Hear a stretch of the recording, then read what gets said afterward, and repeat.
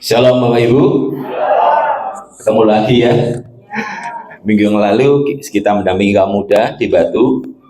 Hari Kamis kita bersama kaum pria seluruh kecamatan Duren dari gereja-gereja. Hari Jumat kita ada di Pasuruan dengan Ibu Gembala. Hari ini ada di sini. Semoga hari ini hari yang luar biasa.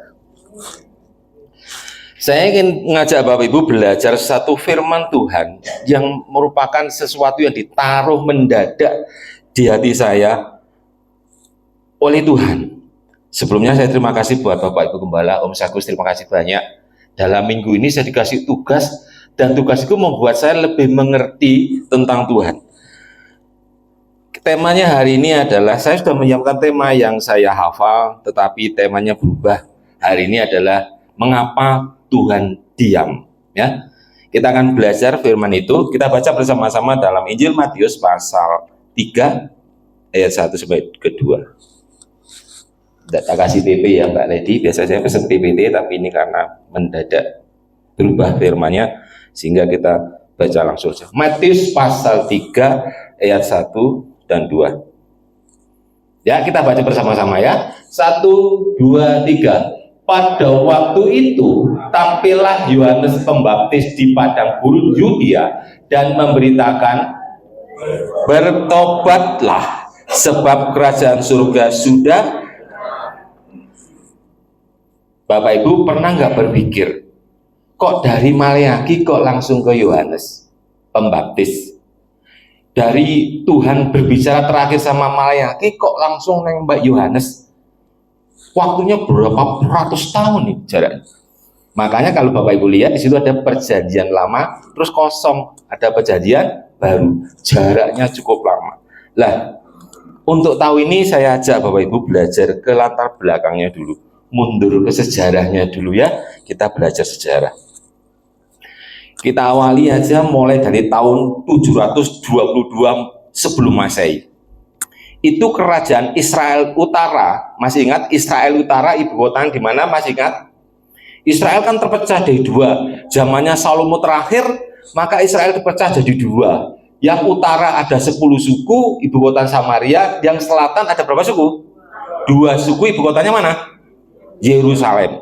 Ya, tahun 722 sebelum Masehi itu karena Israel ini nakal, selalu berkhianat sama Tuhan, selalu tidak setia sama Tuhan, tidak taat, maka Israel yang utara yang disebut Israel Samaria ini didatangkan bangsa Asyur untuk menghajar mereka. Sebenarnya mereka nggak dihajar Bapak Ibu, cuma diperingatkan. Tetapi karena tidak sadar, maka seluruh 10 suku ini dikeluarkan semua dari Israel di Samaria. Jadi tinggal orang-orang yang terlewatkan saja yang diambil oleh tentara-tentara Asyur. Bapak Ibu, tentara Asyur tentara yang paling kejam. Jadi kalau Bapak Ibu baca di Raja-Raja, istri saya sempat baca, perempuan yang hamil dibelah, bayinya dibelah, dilihat anak lakinya buat judi, kalau nggak mau ditahan dikuliti. Orang Asyur itu jahat. Makanya Yunus zaman waktu itu Yunus sampai sakit hati. Ya, kita tinggal itu. Kemudian tahun 587 sebelum Masehi, yang selatan, zamannya Raja Yoyakim, sama. Israel tidak taat, suka mengkhianati Tuhan. Makanya didatangkan bangsa Babel mengepung seluruh wilayah Yehuda. Nebukadnezar menghancurkan semua, membawa semua ke Babel. Habis, termasuk orang-orang pintar di situ, dibawa semuanya. Tinggal sisa-sisanya. Nah, ini bedanya begini. Kalau yang Israel Utara tadi tidak pernah ada yang kembali. Tetapi kalau yang Yehuda, kerajaan Yuda, Israel Selatan, itu karena ada seorang remaja yang taat sama Tuhan, berdoa kepada Tuhan, berpuasa sama Tuhan, sekitar 94 tahun dia berdoa di Babel. Kemudian Tuhan jawab anak muda itu, sehingga bangsa Babel ini dikalahkan oleh bangsa Persia melalui rajanya yang dipakai Tuhan. Raja Artasastra dipakai Tuhan mengambil seorang pemuda yang gagah perkasa menjadi juru minum. Siapa namanya? Nehemia. Ini tadi kalau kata kemudian dapat lihat saudara, Nehemia. Nehemia berdoa puasa. Akhirnya dia diberikan oleh Tuhan kuasa melalui raja untuk membangun Yerusalem.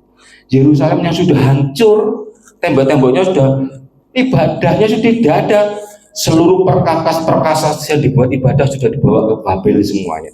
Tetapi melalui Nehemia, Tuhan memakai untuk membangun kembali bait Allah.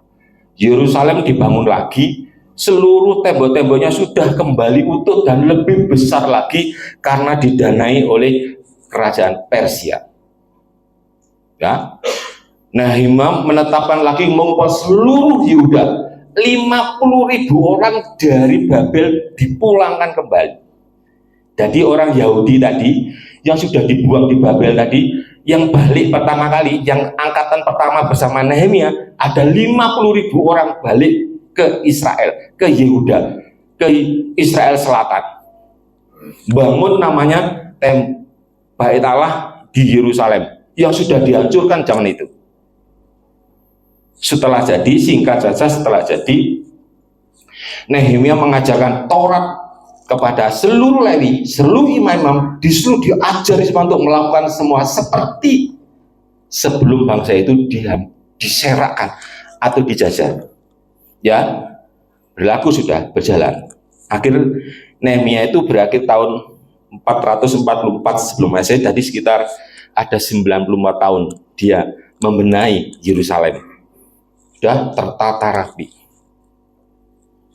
Tetapi dalam perkembangannya waktu, para imam ini, Bapak Ibu, itu tetap kembali ke otaknya yang dulu. Dia tidak setia kepada Tuhan. Kita lihat, kalau kita membuka lagi, kisahnya sampai masuk ke Maleakhi, itu butuh waktu 50 tahun. Jadi dari Nehemia selesai diajari semua, sampai 50 tahun kemudian Israel ini melakukan kejahatan-kejahatan sebagai berikut. Pertama, harusnya para imam itu tugasnya mengajar pada seluruh umat agar mempersembahkan korban itu yang tidak bercacat. Tetapi yang dibawa di dalam Maleakhi 2, 1-9, yang dibawa itu semua binatangnya tidak diperiksa. Pokoknya di bawah ada yang cacat. Semua dibawa karena para imam-imamnya korupsi. Lah ini warning Bapak Ibu. Ini firman sebenarnya untuk para pemimpin gereja, termasuk hamba-hamba Tuhan, pelayan-pelayan Tuhan, termasuk saya, WL Singer, pelayan-pelayan Tuhan, semua yang terlibat dalam pelayanan. Ingat, ini ada Tuhan tidak berbicara, tapi juga berlaku untuk para jemaat. Kalau Tuhan sudah nggak berbicara itu kita harus warning. Ya, yang pertama, imam-imam itu menerima semua persembahan yang diberikan oleh jemaat Israel. Jika pada waktu 1 tahun dia harus berhadapan dengan Tuhan di mezbah, di bait Allah, di ruang Maha Kudus, dia membela dirinya. Dia berkata, umat itu yang mempersembahkan binatang cacat, bukan aku. Nah, yang pertama. Yang kedua, pada waktu itu Tuhan sudah berpesan melalui kitab Taurat, dan disampaikan lagi loh Nehemia, jangan mengambil istri dari luar bangsamu atau orang kafir. Tetapi para imam ini malah bikin surat cerai, kawin lagi orang-orang yang istrinya, yang orang-orang Yahudi yang sudah kembali menjadi istri tadi ditalak. Dia mengambil orang kafir karena mereka cantik-cantik. Akhirnya mereka mengeluarkan surat cerai. Boleh nggak cerai? Yang sudah suami istri boleh nggak cerai? Tidak boleh. Kemarin kita diberi kesempatan sama Om Sakut belajar, seorang laki-laki akan meninggalkan ayah dan ibunya dan bersatu menjadi dengan istrinya menjadi satu daging. Ini bahasa Ibrani wadafak. Di akar kata dari dafak artinya melekat. Melekat itu tidak bisa dipisahkan. Kalau dipisahkan nanti jadi rusak, jadi luka. Jadi kalau orang yang bercerai itu pribadinya rusak, luka. Kalau dia menikah lagi, dia menikah dengan orang yang luka, maka keluarga ini menjadi keluarga yang luka. Tidak diberkati Tuhan. Maaf kalau saya Bapak Ibu tersinggung, tetapi saya mengatakan benar-benar ini ditulis dengan bahasanya dafak. Dafak itu melekat, tidak bisa dipisahkan. Apa yang dipersatukan oleh Tuhan tidak bisa dipisahkan oleh manusia. Itu ditekankan ulang-ulang lagi, termasuk di dalam kitab Perjanjian Baru. Katanya kata asal petang pali yang Musa tulis karena dia dengar dari Tuhan namanya dafak. Dafak itu melekat. Kalau kertas melekat ditarik, maka akan robek, yang satu ke sini, yang satu ke sini. Ini kalau kemarin saya pakai Mbak Lady sama Mas Peter berpelukan. Kalau ditarik, dia bisa robek.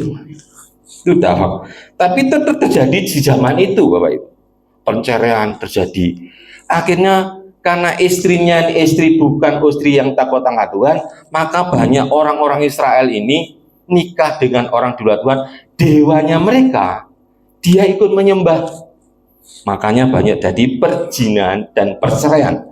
Maleakhi 2 ayat 10-16. Nanti baca sendiri, ya. Itu yang kedua. Yang ketiga, Pak, tidak ada lagi yang namanya persembahan persepuluhan dan persembahan khusus. Tidak ada lagi. Alasannya begini. Bagaimana kita memberikan persembahan? Wong kita dalam kekurangan. Karena ketidaktaatan orang-orang Yahudi tadi, maka timbul kesukaran, kesulitan, keringan lagi. Terus para imam ini dipanggil menghadap Tuhan di ruang Maha Kudus. Bagaimana kami memberikan persembahan Tuhan? Kami dalam kekurangan. Maka muncullah ini, ujilah aku. Ini muncullah sini. Akibat apa? Akibat orang Israel itu masih bertanya-tanya kepada Tuhan. Padahal Tuhan itu sangat mengasihi mereka. Sekarang sama toh? Di YouTube muncul, tidak ada perpuluhan. Itu dulu. Jadi yang isu sekarang ini bukan baru. Sudah ada sejak zamannya Maleakhi. Maleakhi berkata, Tuhan suruh ngomong sama Maleakhi, ujilah.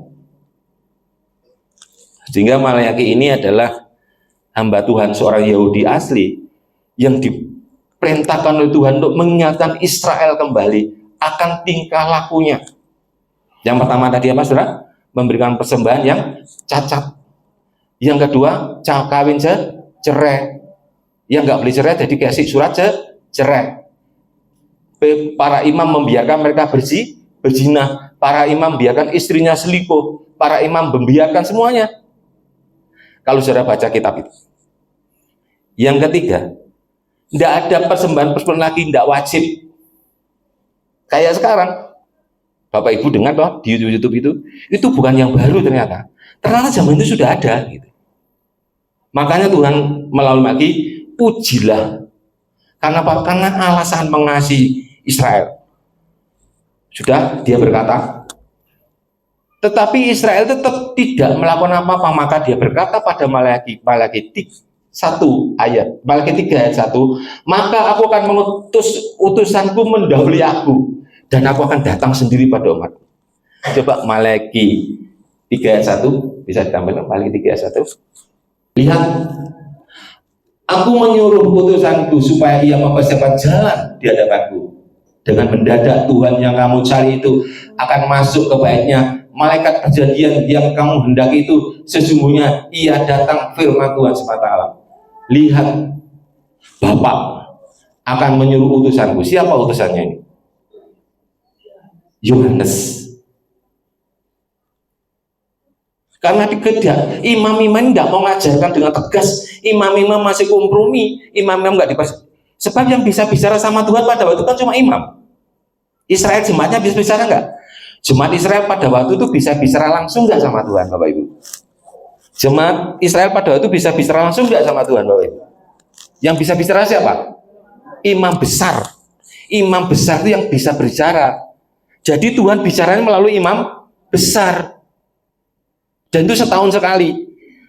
Setiap diberitahu para imam besar, tapi tidak mengajarkan kepada seluruh umat Israel.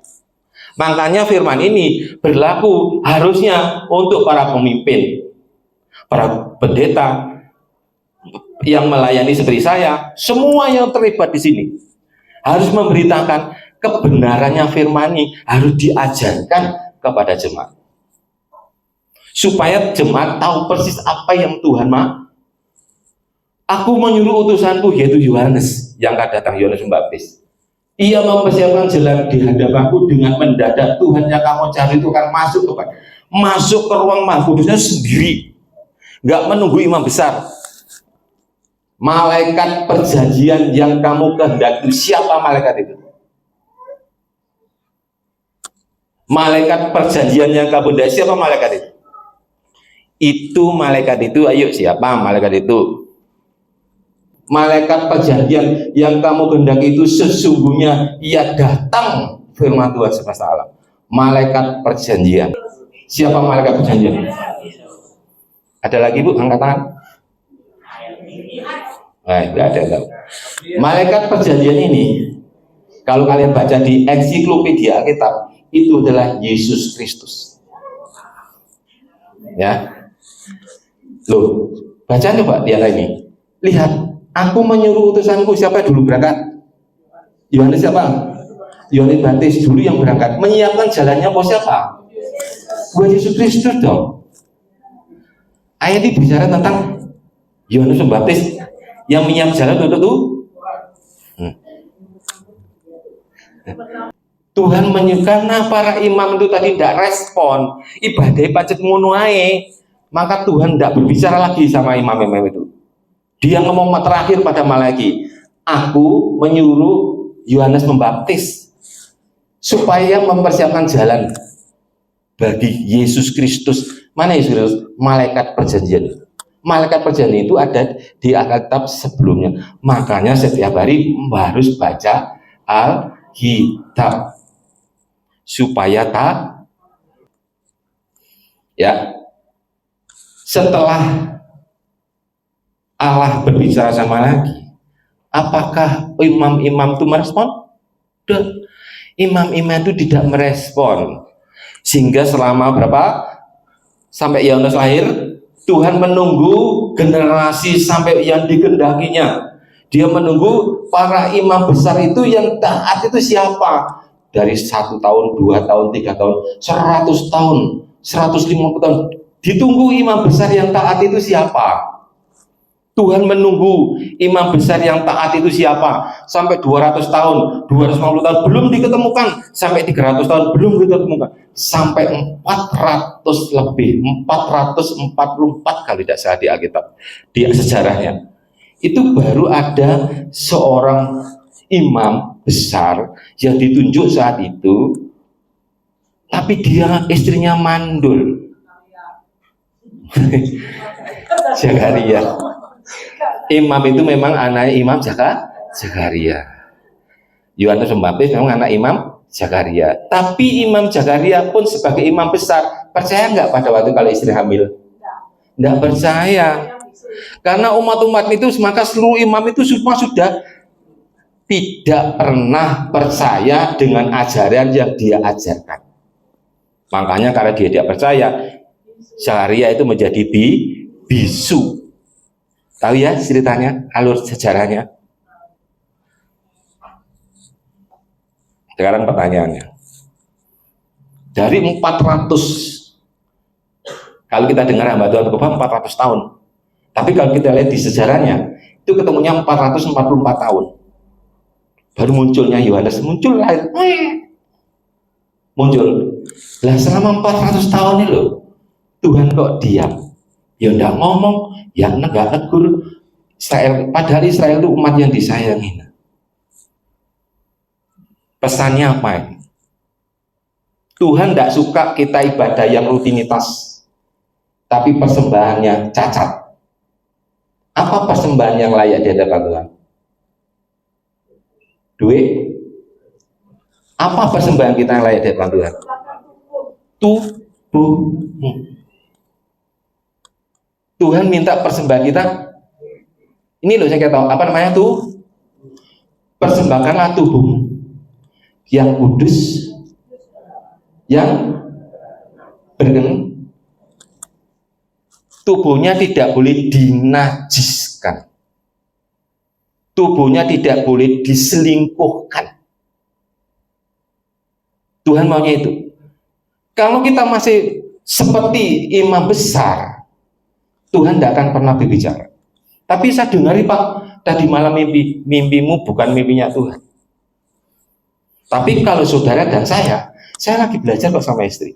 Saudara belajar sendiri setiap hari menjaga kekudusan tubuhmu, tidak menajiskan dengan lain. Saudara kan dengar suara Tuhan. Ini saya tadi malam pulang melayani dari Pasuruan, saya menyiapkan bahan, saya hafalkan, saya baca ensiklopedia ulang supaya saya hafal. Jam 3 pagi saya bangun, saya cakap, Pak bangun. Di jam 3 dia sudah bangun dulu masak. Saya kayak tidur lagi. Tetapi ada yang ngajar di otak saya. Terus kok begini? Apa ini ya firman-Nya? Saudara, Tuhan tuh bisa berbicara pada waktu sudah tidur. Gak harus ngomong ini. Kemudian, engkau tak berkati. Gak gitu. Tapi ada pikiran tiba-tiba untuk berbuat baik. Itu dari Tuhan. Ya. Tuhan tampil, Tuhan minta saudara keluar dari kebiasaan ibadah yang tradisi, bahwa persembahannya harus tidak bercacat. Saudara datang ke gereja bukan untuk menari-nari, untuk bersorak-sorak. Saudara diharapkan dan saya ada hubungan dengan Tuhan. Makanya kalau memuji Tuhan tadi WL-nya ngomong, mari kita minta sama Tuhan ada hubungan pribadi sama Tuhan. Pertama, Tuhan mau persembahan tubuh saudara dan saya pada waktu tidak bercacat, tidak dinajiskan, tidak kompromi. Makanya pada waktu Israel dari kurungan Yehuda, ada 4 orang yang hebat, remaja usia 15, namanya remaja kan usia 15. Sampai usia sekitar 80 tahunan lebih. Dia dipakai oleh Tuhan, disayang oleh Tuhan. Ada 4 termasuk 5 Nehemia. Kalau saya membaca di sejarah, 4 orang ini sangat disayang Tuhan. Walaupun dia disuruh menafsirkan mimpi, dia bisa. Walaupun dia harus dimasukkan ke gua singa, singanya itu malah di depannya dia, malah duduk bersama dia. Walaupun dimasukkan dapur api, mereka tidak terbakar. Siapa 4 orang ini? Nama aslinya, nama Yahudinya, nama Israelnya, bukan nama kafir. Daniel dan Belshazzar satu kafir. Belshazzar itu nama Kasdim, namanya Babel. Daniel diganti Belshazzar. Kemudian nama yang kedua Hanaya diganti namanya siapa? Sadra. Yang kedua Misael diganti siapa? Sadra, Mesa. Yang ketiga terakhir Asarya diganti Abednego. Jangan pakai nama yang Kasdim, pakai nama yang Yahudi asli, yang Tuhan pilih, nama yang Tuhan kasih. Itu orang 4 ini orang hebat-hebat. Karena dia taat mempertahankan imannya. Pada waktu 4 orang ini di Babel, cuci otaknya untuk dikasih bahasa Kasdim, bahasa Arab, bahasa Kasdim, adat istiadat diajarkan, dia terima. Tetapi pada waktu gaya hidupnya dirubah, 4 orang ini menolak. Dia berkata kepada juru masak, jangan aku kasih makanan raja, aku kasih sayur-sayuran saja. Nanti raja marah. Tidak, 1 minggu saja. Dia tetap bertahan. Akhirnya dikasih makan sayur-sayuran. Akhir makan sayuran tambah gemuk, tambah sehat. Karena Tuhan menyertai dia, karena dia taat. Dia tidak mau makan makanan raja dan ada anggur lagi. Kalau kita mau nggak makan raja, ada babi gulingnya, ada gurami bakarnya loh, ada duriannya, ada anggurnya. Mau nggak kali kita? Dan ingin orang mau loh sama 4 orang ini. Lalu mesti enak. Kenapa kok kamu? Karena sudah diseimbangkan Seluruh makanan ini sebelum dibagi kepada tawanan Israel yang di Babel, dipersembahkan dulu dengan dewa. Dia nggak mau merubah gaya hidupnya 4 orang itu. Saat keyakinannya taatnya pada Tuhan dulu, dia nggak mau. Makanya Tuhan mau, kalau sudah baca di Maleakhi ayat pasal 3 ini sudah baca lagi seterusnya. Tuhan akan memulihkan seluruh Lewi. Gak imam loh. Coba salah. Maleakhi 3 ayat 3. Ia akan duduk seperti orang yang memurnikan dan mentahirkan perak, dan ia mentahirkan. Loh, harusnya kan para imam toh yang memerintah, yang bertamu Tuhan. Tapi yang dilahirkan ini berbicara tentang pelayan-pelayan Tuhan. Dia akan memurnikan, menyucikan mereka seperti emas dan seperti perak, supaya mereka menjadi orang-orang yang mempersembahkan korban yang tidak cacat lagi. Oleh karena itu, saya ditegur, saya diajar, saya sampaikan kepada saudara, karena ini tadi pagi saya pernah ditegur, tapi saya terus bertahan sama istri. Seluruh pelayan-pelayan Tuhan harus menjaga namanya kekudusan. Kalau saudara masih belum kudus, terus terang saja ngomong sama Pak Gembala, Pak, saya dalam dosa. Apa terus seneng di dosa? Lalu Pak Gembala, ya Om, saya senang di dosa Om, jadi saya nggak melayani, saya di sini aja Om. Nanti tempatnya dosa di mana? Kita ini tidak pernah memikir loh, bahwa hidup kita ini yang nggak kelihatan ini kekal. Kita mikirnya yang sekarang, hidup yang kelihatan ini, yang senang. Mengapa 4 orang ini tidak mau yang mewah-mewah? Dia menahan dirinya dengan kesenangan-kesenangan, dengan keadaan-keadaan yang mempengaruhi kenikmatan sementara. Ya, lanjut. Makanya ini jadi ceritanya panjang Bapak Ibu. Ibadah ini butuh waktu 2 jam. Karena tidak ada yang amin, maka tak singkat saja jadi 40 menit. Nanti sisanya belajar sendiri. Ya, sampai sini ya, kita tahu ya. Tuhan mau, pesannya tadi yang pertama, Tuhan mau saudara dan saya keluar dari ibadah yang rutinitas. Dia mau pertama mempersembahkan persembahan yang tidak bercacat, yaitu tubuh. Yang kedua, dia mau kembali lagi saudara tetap bertahan, suami istri tetap berpertahankan kaya apa bojomu wajahe ganteng apa elek, ayu boleh tetap setia. Tidak ada namanya perceraian. Itu Alkitab yang ngomong. Makanya saya sendiri juga belajar sama istri. Oh, sama cerai loh Pak Dewi. Soal melakukan tidak melakukan terserah Anda. Yang ketiga, Tuhan mau ada yang namanya persembahan persepuluhan dan persembahan khusus itu kembali ke rumahnya. Tadi kan sudah dibaca ya ayatnya. Tuhan mau. Kalau dulu persembahan puluhan itu pernah diisukan tidak perlu, sekarang lagi diisukan tidak perlu, tapi Tuhan mau ibadah kita adalah ibadah yang pertama tidak bercacat. Yang kedua, ada persembahan persepuluhan dan persembahan khusus itu kembali lagi ke rumah Tuhan. Ini penyebabnya kok munculnya Yohanes.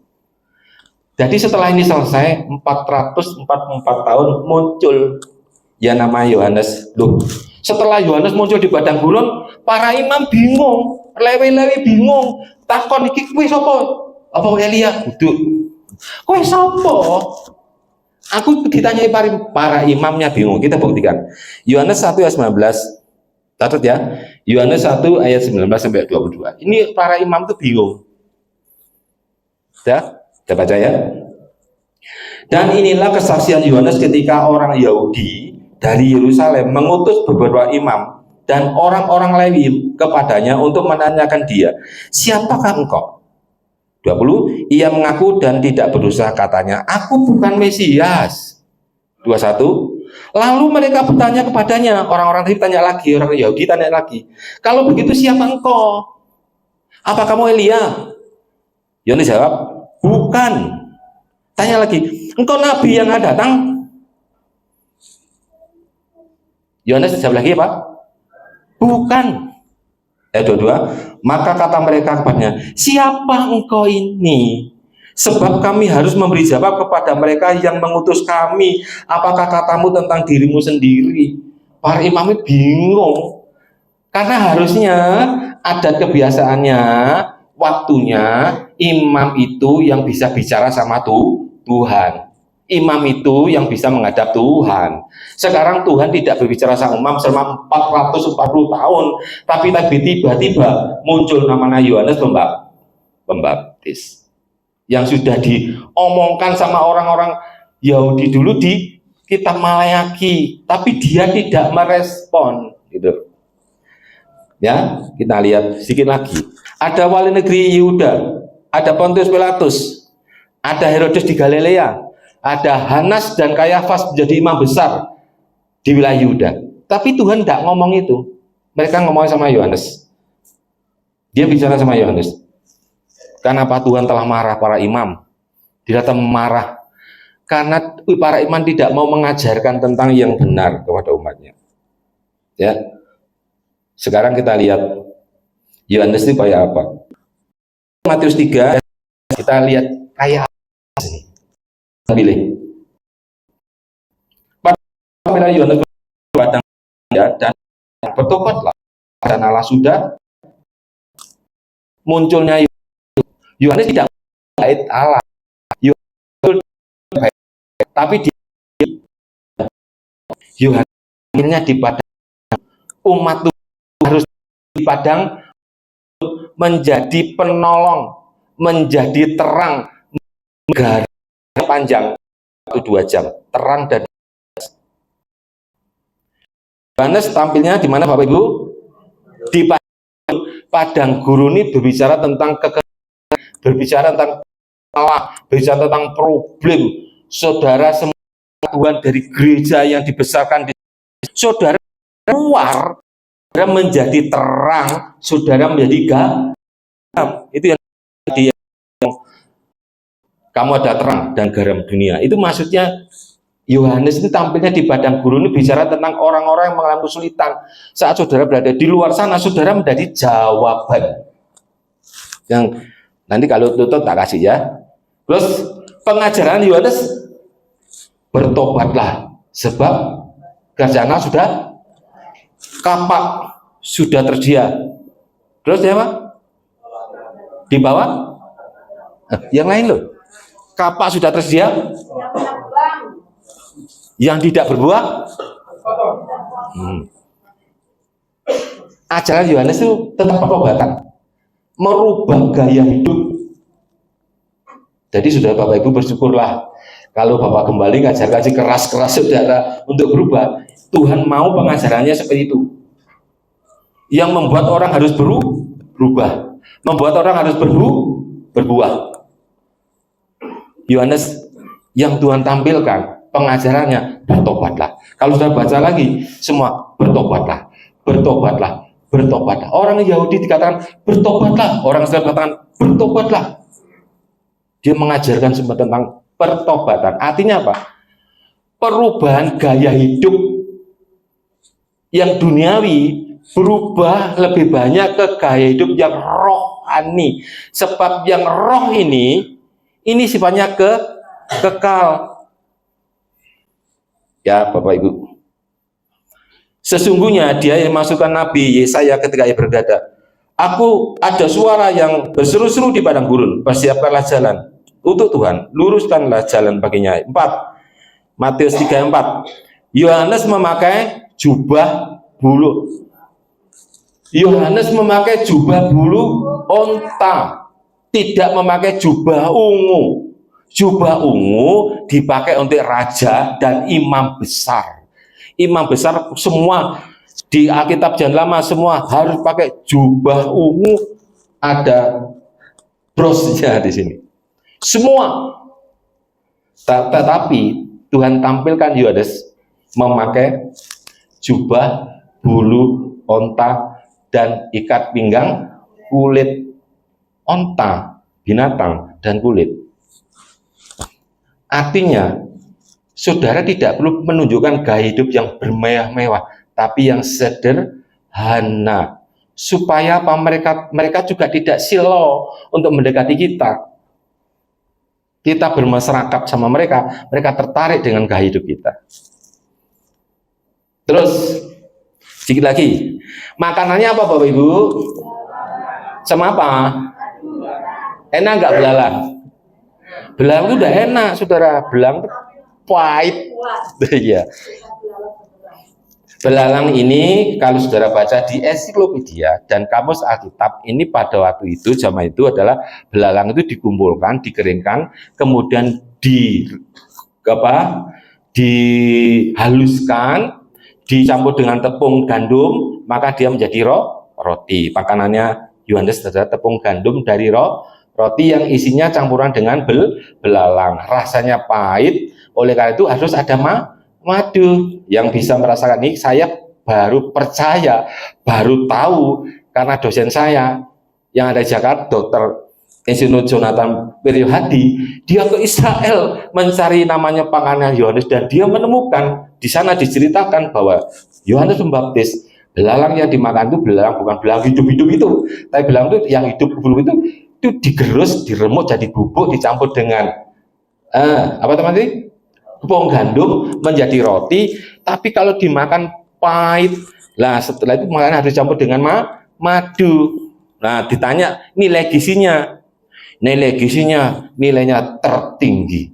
Dia membuatkan tahan tubuhnya tidak pernah sakit karena rasa pahitnya belalang itu menjadi antibiotik di dalam tubuhnya, menjadi antioksidannya. Dia menjadi kuat, makanya dia tampil di padang gurun pakai jubah bulu onta, adem, tapi dia tidak pernah flu. Yang imam besar harus di Bait Allah, tapi dia tidak. Ini ceritanya apa? Ini cerita tentang makan, Bapak Ibu. Maka dari itu saya juga belajar, makanlah yang dibutuhkan tubuh, jangan makan yang disukai itu tubuh. Ya, kalau makanan belajar sendiri ya. Pokoknya yang sehat-sehat yang makan. Ya, kayak Yohanes itu makannya, Yohanes Daniel itu makannya yang sehat-sehat. Ya, yang nggak sehat jangan dimakan ya. Terakhir ya Bapak Ibu, sedikit lagi ya 10 menit supaya nggak jadi bingung. Tadi dikatakan Tuhan bahwa Yohanes itu tampilnya di padang gurun. Di padang gurun. Kalau terang, bicara tentang terang dan garam. Kalau terang sudah ada pertama kali kita belajar, walaupun tidak detail, tapi yang detail yang garam. Saya mau lihat Bapak Ibu. Terakhir, janji terakhir. Garam itu Bapak Ibu, itu dalam ilmu kimia ini adalah senyawa antara ion positif dan ion negatif. Apa itu Pak? Ya kok dengar noy. Ion positif dengan ion negatif itu kalau dicampur dari satu, bentuknya sifatnya berubahnya menjadi netral. Ya enggak positif, ya enggak negatif, itu namanya garam. Nah, Matius 5 ayat 1 dan 2. Coba Matius 5 ayat 1 dan 2, dikit lagi. Ketika Yesus melihat orang banyak itu, naiklah ia ke atas bukit dan setelah ia duduk, datanglah murid-muridnya kepadanya. 2. Maka Yesus mulai berbicara dan mengajar mereka, katanya. Langsung saya coba lompat, bukan ada terang ya. Saya lompatnya ke ayat 13 saja. Lompat ayat 13. 13. Kamu adalah garam dunia. Jika garam itu menjadi tawar, dengan apakah ia dihasilkan? Tidak ada lagi gunanya selain dibuang dan diinjak. Kamu adalah garam dunia. Yesus ngomong, kamu adalah garam dunia. Ini bicara Yohanes yang di padang gurun tadi loh maksudnya ya. Yohanes datang dulu. Yohanes ngomong dia kan berada di padang gurun. Yang dimaksud padang gurun ini apa? Supaya umat Israel menjadi terang dan garam. Ini saat disampaikan siapa? Yesus di sini yang ngomong. Sekarang Yesus yang ngomong. Kamu adalah garam dunia. Kalau jika garam itu menjadi tawar, dengan apa diasinkan? Tidak ada lagi gunanya, melainkan dibuang dan diinjak. Kok garam jadi tawar? Pada waktu itu Bapak Ibu, orang-orang Israel itu terkenal dengan pengusaha garam. Tetapi karena tidak punya teknologi zaman sekarang, dia berada di deretan Laut Merah itu, Laut Asin itu. Dia tidak tahu cuaca itu datangnya kapan, tapi dia selalu bertani garam, ngumpul di situ. Dia bikin garam semua di situ. Tetapi tiba-tiba ada hujan badai, sehingga ada air laut itu naik, maka butiran garam ini membawa kembali larutan mineral garam itu kembali ke laut. Jadi dia tinggal batu-batu tok, tapi mineral garamnya sudah kembali ke laut. Itu dimaksud garam jadi asin. Itu berada di orang-orang Israel yang pengusaha garam. Ya, nanti baca di ensiklopedia. Oleh karena dikatakan ini pelajarannya apa? Ini orang yang sudah percaya Yesus sungguh-sungguh, tetapi karena kenikmatan dunia ini mempengaruhi, maka terus ikut luntur. Nang gereja iya, nang dunia iya. WL memuji Tuhan, neng diskotik iya. Terpengaruh, garamnya luntur. Itu namanya tawar, ya. Nah, sekarang yang terakhir, bener terakhir ini. Supaya nggak, Bapak Ibu nanti lupa, seminggu depan tuh ngasih ini lagi, ngasih lah beda lagi gitu loh. Jadi nanti saya punya utang Pak Saudara. Saya mau mohon maaf sedikit lagi. Sekarang apa gunanya garam? Banyak Pak untuk masak, untuk mengawet. Wes, sekarang tanya apa guna garam menurut Alkitab? Wes. Apa guna garam? Guna garam kan banyak untuk masak. Sekarang guna garam menurut Alkitab. Sebutkan 2 guna garam untuk Alkitab. Menurut Alkitab, sebutkan 2 gunanya garam untuk Alkitab. Lukas 14 ayat 34-35. Lukas 14 ayat 34 sampai 35. Dikit ya Bapak Ibu, supaya Bapak Ibu ngerti ya. Udah temu? Garam memang baik, tetapi jika garam juga menjadi tawar, dengan apakah ia diasinkan? Lagi, tidak ada lagi gunanya baik untuk maupun untuk, dan orang membuatnya saja. Siapa punya telinga hendaknya mendengar, hendaknya ia mendengar. Guna garam ada 2 untuk apa? Guna garam ada 2 untuk apa? Pupuk dan dulu pada waktu perang, orang Romawi perang, saudara, menyerbu wilayah termasuk Israel. Setelah dia mengeluarkan pemenang, maka tanahnya dihamburi garam, dilempari garam semua. Yuk, satu lagi, Hakim-Hakim 9 ayat 45. Saudara biasanya tahu buktinya. Hakim-Hakim 9 ayat 45. Ya, Hakim-Hakim 9:45. Catat ya. Sehari-harian itu Abimelek berperang melawan kota itu. Ia merebut kota itu dan membunuh orang-orang yang di dalamnya. Kemudian dirobohkannya kota itu dan ditaburi dengan garam. Jadi tanahnya jadi gersang, nggak mungkin kembali lagi. Karena supaya dimenangkan, itu taktik peperangan zaman itu orang-orang Romawi, Bapak Ibu. Jadi fungsi garam pertama kali apa? Membunuh.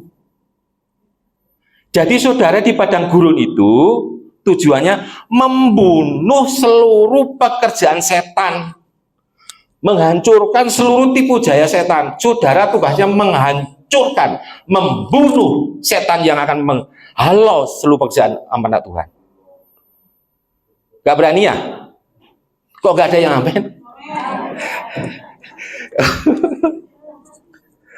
Saudara ini dikatakan, kamu tuh garam dunia, tugasnya membunuh pekerjaan setan. Saudara dan saya adalah garam untuk dunia. Fungsi pertama adalah garam untuk membunuh pekerjaan setan. Amin. Yang mantap gitu loh. Amin. Setannya itu ada gereja ada setan nggak? Ada, lu lihat semua loh. Lah saudara amin cilian ini. Gak wani lah aku. Saudara amin. Amin itu Anda meyakini bahwa itu benar. Ya. Yang pertama ya, kita tahu ya, fungsi garam pertama untuk jadi nggak ada yang tumbuh. Pekerjaan kuasa gelapan karena saudara hadir di situ, nggak kuasa, nggak mempan. Ada orang sakit, saudara doa. Ada kesurupan ini, saudara takut karena saudara bertiga. Itu membunuh pekerjaan setan. Warungmu sepi, jangan bingung, sudah berdoa dalam nama Yesus. Setan-setan yang menutup pekerjaan Tuhan, dalam nama Yesus hancurkan. Saudara punya kuasa karena sudah diberikan kuasa. Ingat, aku ki garam dunia, fungsiku membunuh lawan. Ya, itu pertama. Yang terakhir, gak nanti saya punya utang, saudara. Yang terakhir, guna garam tadi pertama untuk guna garam pertama tadi untuk loh. Tadi guna garam ada 2. Satu untuk dan untuk pupuk, untuk ladang. Jadi tadi fungsinya guna garam untuk Bapak Ibu berfungsi untuk ladang. Sekarang garam yang kedua fungsinya untuk pupuk. Kata pupuk ditulis dengan bahasa Yunani di Alkitab itu dengan nama koprian. Namanya koprian.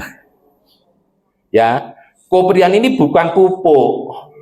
Koprian ini yang sudah sekolah dilihat di tata bahasanya, di grammarnya sudah lihat, atau di artinya koprian ini kumpulan kotoran hewan. Ya, makanya itu di Alkitab King James Version bahasa Inggrisnya bukan diterjemahkan pupuk, tapi diterjemahkan dengan kata dunghill. Dunghill, kumpulan kotoran hewan. Nah, kumpulan kotoran hewan ini kalau kena tanaman itu pada waktu itu yang paling banyak adalah gandum. Terus lagi apa? Buah apa? Sejenisnya untuk minyak itu lupa, buat zaitun yang paling banyak itu. Jadi kalau kena kotoran hewan ini masih tumbuh mati. Nah, orang-orang Israel pada itu di taman pertanian itu pinter loh, saudara. Orang petani Israel itu dia mengambil bubuk garam tadi, diolah dengan kotoran hewan tadi. Setelah diolah kotoran hewan ini menjadi pupuk. Indonesia menerjemahkan langsung mau prosesi langsung jadi pupuk. Nah, ini baru ditaruh garam, ditaruh di tanaman, tumbuhnya subur sekali. Jadi fungsinya garam tadi adalah sebagai desinfektan, membunuh. Fungsinya hampir sama, ya, untuk ladang sama untuk pupuk. Saudara dimanapun saudara berada, orang di sekitar saudara itu merasa damai. Dimanapun saudara berada, orang di sekitar kita nih merasa ada jalan keluar. Saat dia berbicara dengan kita, kok perkataan ini seperti memberikan jalan keluar ya? Kita seperti garam yang berfungsi sebagai ladang dan Nah, ini sudah terakhir, Ustaz. Silakan tim musiknya. Apa Pak kesimpulannya ini? Sebab ini kalau dibahas butuh waktu 2 jam, Bapak Ibu. Karena ini teorinya sejarahnya sangat panjang. Ada sejarah, ada tahun-tahunnya, ada arti-artinya bahasa Yunaninya. Tapi singkatnya, Tuhan mau yang pertama, Tuhan tidak mau ibadah kita seperti orang-orang yang dicela di zaman Perjanjian Lama yang ditulis di kitab Maleakhi. Harus mempersembahkan tubuh ini dengan tidak bercacat. Kita harus kembali mempersembahkan korban persembahan persepuluhan dan persembahan khusus seperti yang pernah dianggap hilang, dianggap tidak ada lagi pada zamannya Maleakhi. Tuhan mau supaya saudara dan saya tetap belajar. Nah, ini khusus untuk pemimpin. Pastor untuk pelayan-pelayan Tuhan. Saudara para pelayan Tuhan tidak boleh sungkan mengajarkan kebenaran di Alkitab. Entah jemaat tersinggung, tidak tersinggung, tetap harus diberitakan. Soal tersinggung itu tidak masalah, Bapak Ibu. Seperti orang yang sakit luka, kalau kena tetesan betadin, perih gak? Perih, tapi menyembuhkan. Firman itu menusuk sampai ke tulang-tulang, ke sumsum saudara, sampai perih. Tapi dia fungsinya menyembuhkan luka. Jadi kalau tersinggung firman, saudara bilang, Tuhan terima kasih. Firman-Mu menyembuhkan luka. Terima kasih firman-Mu yang memberikan kekuatan kepada. Ya, pengajaran Yohanes. Sekarang kita kembali kepada yang Tuhan mau. Kita harus berfungsi sebagai terang dan garam dunia. Seperti yang Tuhan mau pada kehidupan Yohanes.